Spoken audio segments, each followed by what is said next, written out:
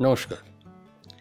এই ভিডিওটিতে দেখাচ্ছি কিভাবে একটি পাকুড় গাছকে ধাপে ধাপে ওয়্যারিং করে হার্ট শেপে নিয়ে যাচ্ছি।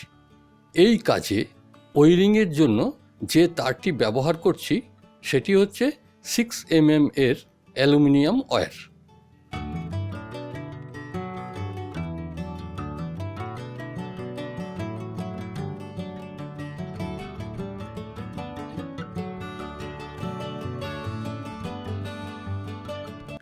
এখানে আমি বনসাই সম্পর্কে কয়েকটি কথা বলছি।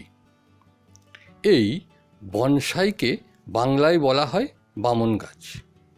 বনসাই হচ্ছে একটি জীবন্ত আর্ট। তাই একটি গাছকে ভালো বনসাইয়ের আকার দিতে হলে চারা থেকে এই বনসাইয়ের কাজ শুরু করতে হবে। আমি যদিও বনসাই বিশেষজ্ঞ নই, তবুও আমার অভিজ্ঞতা এবং বনসাই এক্সপার্টদের নিকট হতে যেটুকু সংগ্রহ করতে পেরেছি তাই নিয়েই বনসাইয়ের উপর কাজকর্ম করে থাকি। যে কোনো গাছকে বনসাই করতে হলে তার দুই দিক থেকে কিছু কিছু পরিবর্তন করতে হয়। এর একটা দিক হচ্ছে কাণ্ড ও শাখা প্রশাখা নিয়ে মাটির উপরের অংশ, এবং অপর দিকটি হচ্ছে মূল শেকড়, শাখা শেকড় ও প্রশাখা শেকড় নিয়ে মাটির নিচের অংশ। এখন শেকড়ের ক্ষেত্রে দেখুন, যেগুলিকে বৃক্ষ বা বড় গাছ বলা হয় তাদের একটি করে মূল শেকড় থাকে। এই মূল শেকড় একদিকে মাটির গভীরে যেতে থাকে, অপরদিকে কাণ্ডটি উপর দিকে লম্বা হয়ে উঠতে থাকে। এর প্রাকৃতিক কারণ হচ্ছে গাছ যত লম্বা হতে থাকবে তার উপর ঝড়ঝাপটা তত বেশি আঘাত হানবে। তাই মূল শেকড় অনেক গভীরে চলে যায় ওই গাছকে ঝড়ঝাপটার আঘাত থেকে বাঁচানোর জন্য। প্রাকৃতিক নিয়ম অনুযায়ী কোনো কারণে ওই মূল শেকড় যদি মাটির গভীরে না যেতে পারে তাহলে গাছের লম্বা হওয়ার প্রবণতা অনেকটা কমে যায়।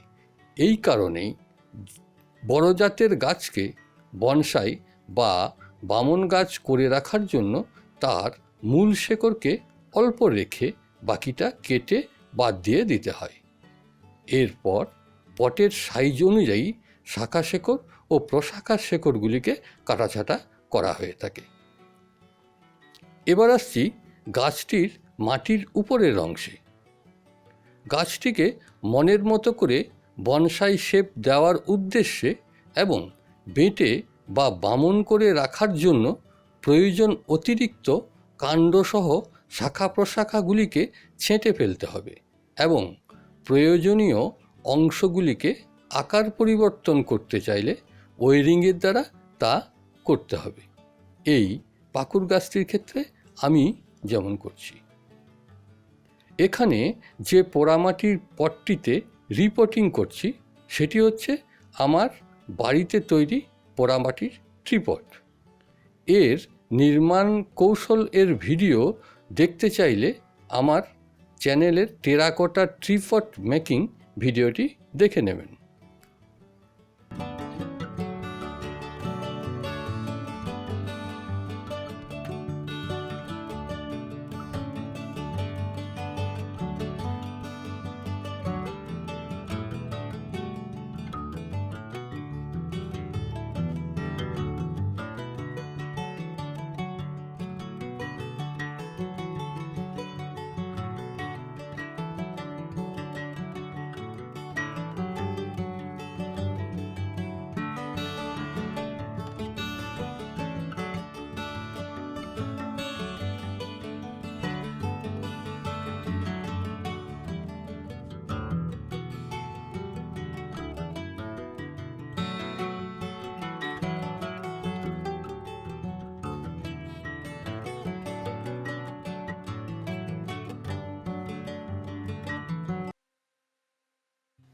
এখন দেখছেন প্রায় 1 মাস পর এর মধ্যেই বেশ কিছু শাখা প্রশাখা গজিয়ে উঠেছে।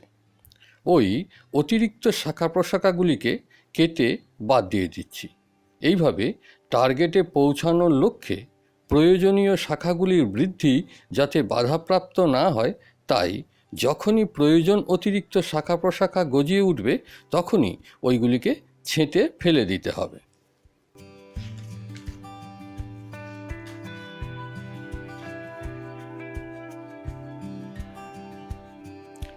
আরও কয়েক মাস পর এখন দেখুন, আমার টার্গেট অনুযায়ী পাকুড় গাছটির শাখা প্রশাখাগুলি বেশ লম্বা হয়ে উঠেছে। তাই এখন দ্বিতীয় স্টেপের ওয়ারিংয়ের কাজ অর্থাৎ ডবল হার্ট নির্মাণের কাজ শুরু করছি। গাছটির উপর ওয়ারিংয়ের কাজ এখানেই শেষ নয়, এখন চলতেই থাকবে।